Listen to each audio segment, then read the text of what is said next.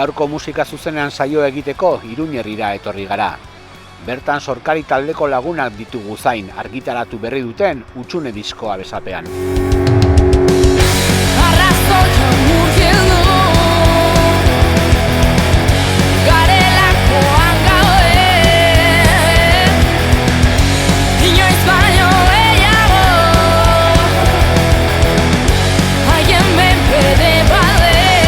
Lorena, Jon, Adrian eta Mikel dira Sorkari taldeko kideak. Beste talde asko bezala bajeran elkartu ziren, ideia argi batekin, punk rock banda bat egitea.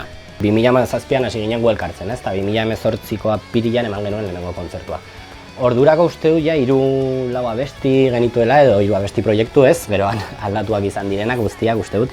Eta hortik aurrera bai hasi ginela ja konposizio prozesuan pixkat gehiago. Lorena, Adrian eta Irurok bajera berekoa ginen, naiz eta kuadrilla ezberdinetakoak izan. Eta behin, Adrian eta biok ekartu ginen egun batean ensaiatzeko eta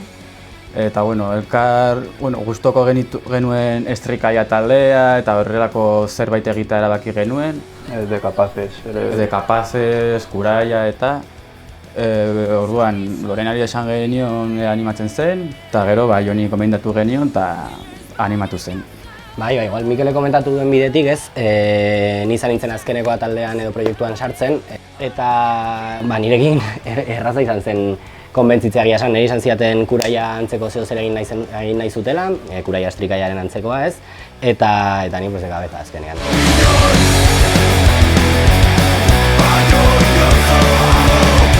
Punk rocketik haratago doa Sorkariren kantuak. Rock gordina badago, bai eta stonerra ere. Gainera Lorenaren ahotsak territorio berrietara eramaten du taldea. Baina baritzen zaigula askotan, estrikaia, Kuraia eta horrelako taldeak daudela, baina baita Lorenari esker igualez melodikoagoak egiten ditugu bai kantuak eta guzti hori ez. Orduan bai punk rocka bai, baina pixka zabalagoa izaten dela uste dugu. Bai, badu bere rollo astuna. Gaina geroz eta gehiago gustatzen zaigu, ez, rollo astuna gotara jotzea batzutan. Baina, igual Lorenaren aurrekariengatik edo entzun izan duen musikagatik, bera kontatuko du, baina soul mundutik dator askotan eta nabaritzen da hori ere. Eske haien influentzia batez ere zen, uste dut Kuraia, estrikaia eta olako taldeak, eta ni ez nuen inoiz ez musika hori entzun, bai, rocka eta hori bai, baina punk rock, keba. Eta esan nuen, nahi duzu hau egin, eta entzun nuen abesti bat, flipatzen hau. Eta esan nuen, venga. Bombardeo batera apuntatu nintzen, eta gero poliki-poliki oso makarrak ziren hauek, eta ni lasai, ze hau nik ezin dut abestu. Eta nire influentziak dauzkat, eta soul influentziak batez ere, musika beltza, eta nire estiloa pixka bat, uste dut nabari dela. Argi dago, gainera komentatu izan digute ez, askotan punk rocka dagoela oinarrian nabaritzen da eta besti batzuk igual izan daitezke punk rock klasikoagoa edo igual amerikar estilokoa pixkat melodia gehiagorekin ez. Baina bai, gustatzen zaigu, gaina lehenengo diska izan da ez, pixkat esperimentatu dugu.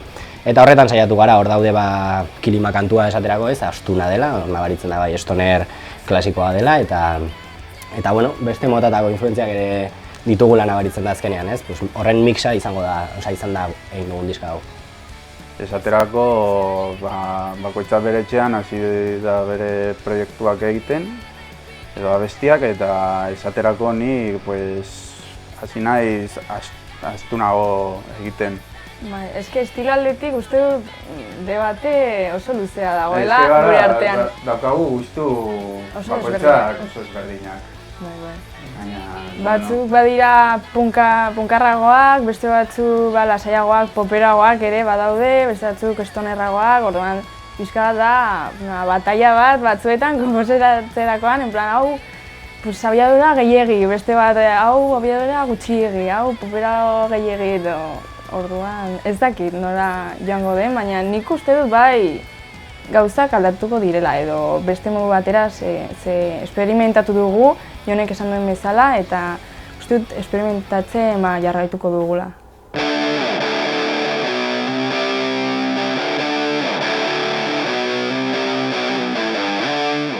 Entsegu lokalean lehen kantuak osatu eta gero, Julen Urzait soinu teknikariaren estudioan sartzen dira, taldearen lehen lana izango dena grabatzera. Oso motibatuak hasi ginen, ze gidoia bestia grabatu genuen aparte, eta entzuterakoan lehen aldiz, esan genuen, ostia, hau benetan potentziala daukala. Eta orduan asko motibatu ginen eta oso hilabete gutxitan oso azkar konposatu egin genuen, baina gero estudioan sartzean Julenek abestiak entzun eta esan zuen asko gustatu zaizkita abestiak eta diska produzitu nahi dut. Orduan estudioan sartzerakoan dena moteldu egin zen eta dena poliki-poliki hasi ginen egiten, detaile guztiekin eta dena errepasatzen, melodiak aldatzen, soloak, gitarraren soloak sartzen eta dena asko moteldu zen eta egon ginen estudioan urte oso bat. Osea, konposaketak hilabete gutxitan eta gero detaileen prozesua oso motela izan zen. Oinarri bat grabatzen duzu eta horren gainean sortu dezakezun guztiak, azkenean izaten dira bai detaileak, melodia kontuak eta historia horiek, ez? Orduan, ustut 4 egunetan grabatu zutela bai Mikel eta Adrianek, eta gero gitarraren oinarria grabatu genuenean, geratu zen hor grabatu oinarria, eta horren gainean grabatu izan ditugun guztiak izan dira bai Julenek asko landutakoak, bai lagundu nauten lagun batzuei esker, eta gero ja 8 melodiak denetarik ere ustut abesti bakoitzerako 10 melodia zeudela, ez edo? Pila bat. Eta letrak ere pila bat aldiz aldatu ditugu. Asko hausnartu dugu diska honetan, nola egin nahi dugu abesti hau, zer mezu eman nahi dugu, nola sentsazio eman nahi dugu, eta Julenek egin du lan izugarri bat. Nik uste dut azkenean, bere estiloa igual izan daiteke edo gehien grabatzen duena dela oi musika edo, ez? Kaleko Urdangak eta horrelako taldeak etorri izan dira grabatzera. Hori da, street punk, oi eta horrelakoak. Baina, gurekin gertatu izan zen, iritsi ginen gu eta esan zigun, ostras, zerbait desberdina, ez? Eta gogoekin hartu zuen ere. Eta nik uste dut, Julen alde horretatik, baduela kriston potentziala gaina lan egiteko, eta zeo zer berria aurkitzen duen momentuan, gustora hartzen duela eta beti ateratzen diola mamia, ez? Dagoen horri.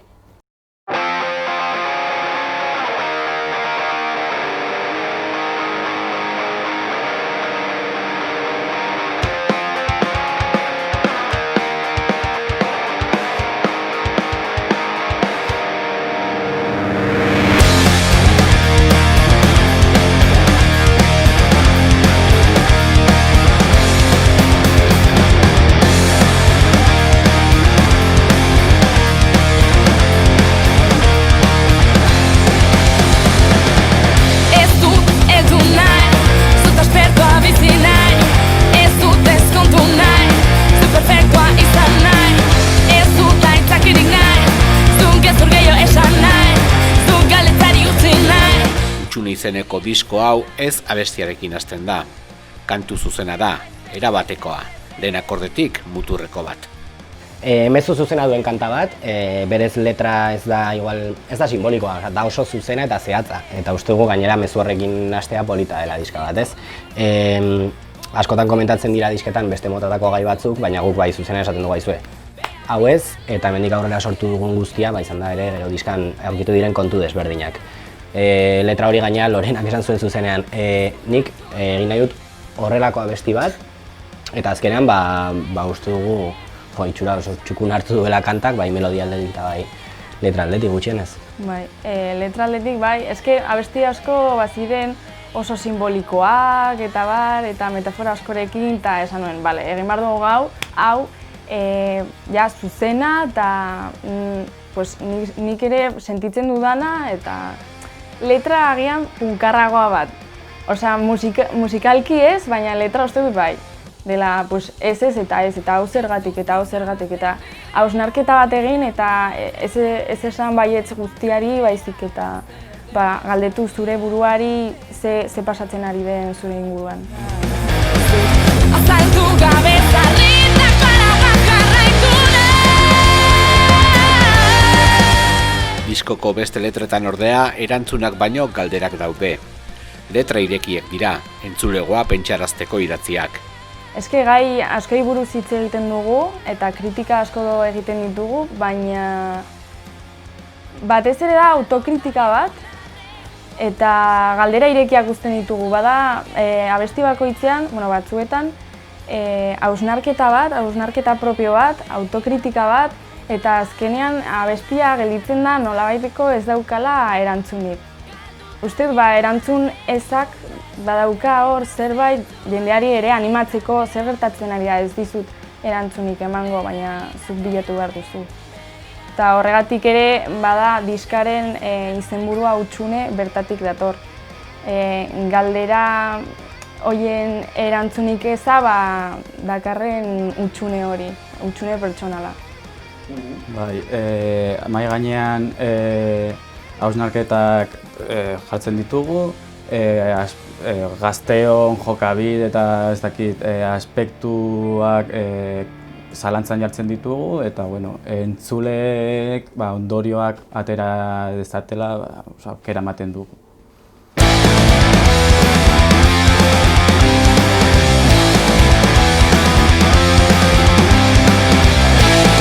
Nire aukera kantuan esaterako, emakumeek musika estenan leku bat behar dutela aldarrikatzen dute. Emakumeak lehen lerroak hartzeko deialdi argia. Gure eszenan, emakumearen papera ez dakit aldarrikatzeko, ez bakarrik eszenatoki baten gainean, baizik eta lehenengo lerroetan, eszenatokiaren azpian edo antolakuntzan. Eta txonetan edo gaztetxetan beti gizonezkoak ari dira orientolatzen gehienetan edo orokorrean, baina bada ez dakit gonbidapen bat edo ez dakit hausnarrarazteko batez ere baita. Eta hori gainera abesti hau da animatzeko emakumeei seguruak izateko eta benetan leku bat behar dugula musikan eta leku guztietan eta ez dagoela eta behar dugula emakumeak ikusteko. Eske eszenatokian emakume bat ikusten duzunean, batean esaten duzu, ostras, ni ere gai izan naiteke hori egiteko. Eta ez bakarrik abesteko, beti abeslariak gara eta gauza horiek, baina instrumentuak jotzeko, konposatzeko, adibidez ni naiz eta abeslaria izan, konposaketak egin ditut, instrumentuak jotzen ditut eta jendeak hori ez daki, baina esan beharra dago, ze bestea jendeak ez daki eta joaten zara estudio batera edo teknikari soinu batzuekin eta beti hitz egiten die mutilei eta zuzaude hor, en plan ez dakizu joiarik, zeinik ere badakit honetaz. Bai, rockean eta gaude emakumeak eta emakumei ere gustatzen zaie, baina ez da ikusten gauza da, bai emakumeak haien etxeetan daudela diskak entzuten, baina gero ez dira ateratzen eta pena da, uste da, gero dago ideia hori orokorrean eske emakumei ez zaie erroka gustatzen, bai. Animatzen da ez. Claro.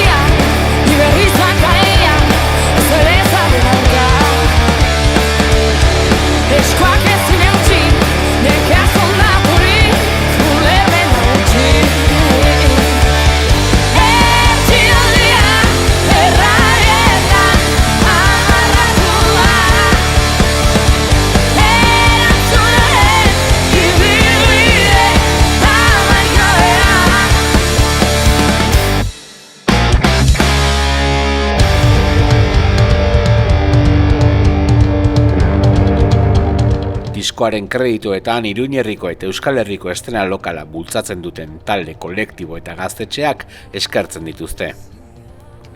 Bai, gaina nik uste dut, azken aldian gertatzen den kontu bat izaten dela, ni beste garai batzutan ez naiz bizi izan, baina, bai gertatzen dela, talde berriei ematen zaizkien aukerak geroz eta gutxiago direla. Nahi gustatzen zait musika berria entzutea askotan, euskaraz baldin bada hobe, eta talde berriak bilatzeko eta aurkitzeko bidea, ezakit ja zein izan daiteken, beti sare sozialen bitartez eta ezakit zer.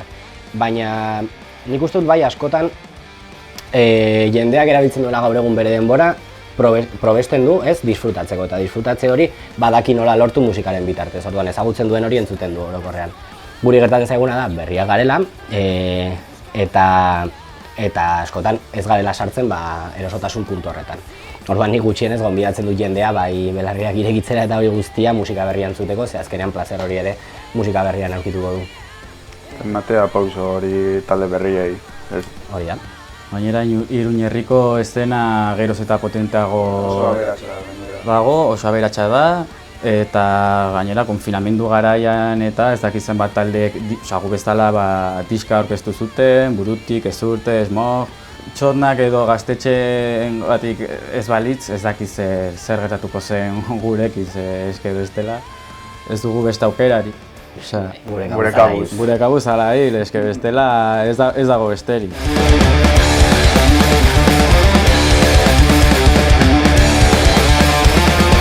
Diseinu lana Mikel Barberi artistaren eskutik dator. Zurian, beltzean eta gorrian landu dute, irudi ezberdinak eta testuak uztartuz. Mikel Barberia da, sare sozialetan nork, eta bai, uste dut konfiantza guztia eman geniora gainera esan genuen. Bai, laguna da. Eta komentatu genion, Mikel, entzun diska, pasa genion masterra, eta ea zer esaten dizun. Hasieran hasi zen diseinu batekin, azkenean aldatu zuen guztia, eta bai jokatu duela collage modu batekin, ez? Azkenean badago irudi bat oinarrian, baina moldatuta, eta gainera zer esan bat duena. Eta guk uste dugu, gainera oso ongi plasmatu duela diskak zentzu horretan eta letrek esaten dutena, eta eskertzekoa zentzu horretan. Nik uste dut oso ongi egin duela, ze Hutsune izenburu horrekin oso ongi islatzen du diseinuarekin. Ze badago nolabaiteko Hutsune bat diseinuan, baina bapatean dago irudi bat oso garbia, oso zehatza eta zerbait pasatzen ari dena eta ez dakizu ziur zer. Orduan uste dut oso ongi egin duela. Gainera, bilatu dugu orokorrean diska guztian borobila egiten, eta bai bideoklipekin eta diseinuarekin, abestiekin, letrekin dena borobila izatea eta zentzu bat izatea. Ez izatea abestiak alde batetik eta gero diseinu polit bat, baina ez duela ezer ikusirik. Ez, nahi genuen dena ongi izatea, eta horregatik bideoklipak ere batzuetan txuri beltzak dira diskan bezala.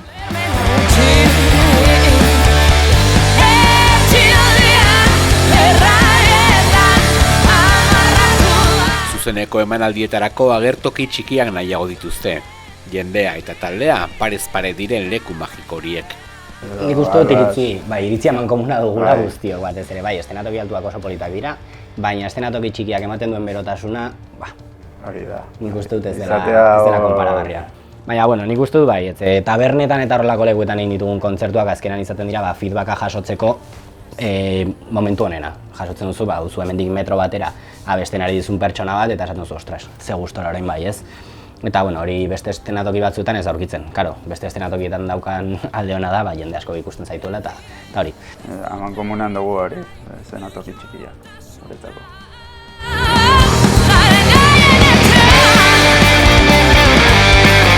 Talde guztiak bezala, zuzenean diskoa aurkeztea dute helburu. Bitartean, diskoa albezain bat entzutea nahi dute, disko fisiko erosiz edo musika plataformen bidez. Presarik gabe, baina ez dago besterik. Zeo zer konposatuko du, poliki, baina gure helburua batez ere kontzertuak ematea da. Aldean nola edo ala, kontzertu bat gutxienez ez dakit, edo normaltasunera itzuli baino lehen. Diska aurkezteko ere ez dakitzen bat kontzertu, 10 kontzertu edo genituen, baina koronavirusa etorri zen eta bertan bera gelditu ziren, baina ere 2020ko udara arte genituen 10 kontzertu egiteko, eta gero, eta uda oso aurretik ere. Gaur egun plataforma desberdinetan dago, YouTubeen badaude kanta guztiak, badaude bideoklipak ere, horrez gain Spotify eta beste plataforma batzuetan dago eskuragarri, internet bidez ere eros daiteke, sare digitala. Baina horrez gain, gaur egun tabernetan salgai genituen, espero dugu goiz irekitzean, noski, eta bertan jarraituko dute salgai, baita Faian, Iruñean eta ezakin nonbait gehiago gaur egun daukagun. Baina beste aukera da, guri sare sozialen bidartez idatzi, bidaliko dizuegu etxera eta... Ea baladaren bat konposatzen dugun. Pianoarekin. A ber... Eta aldatzen dugu estiloa bat-batean. Ez estiloa Jasa aldatu edo ez, blusa baina ere... abesti bat lasaiagoa. Ez da bai detu behar dugu. Lo egiteko.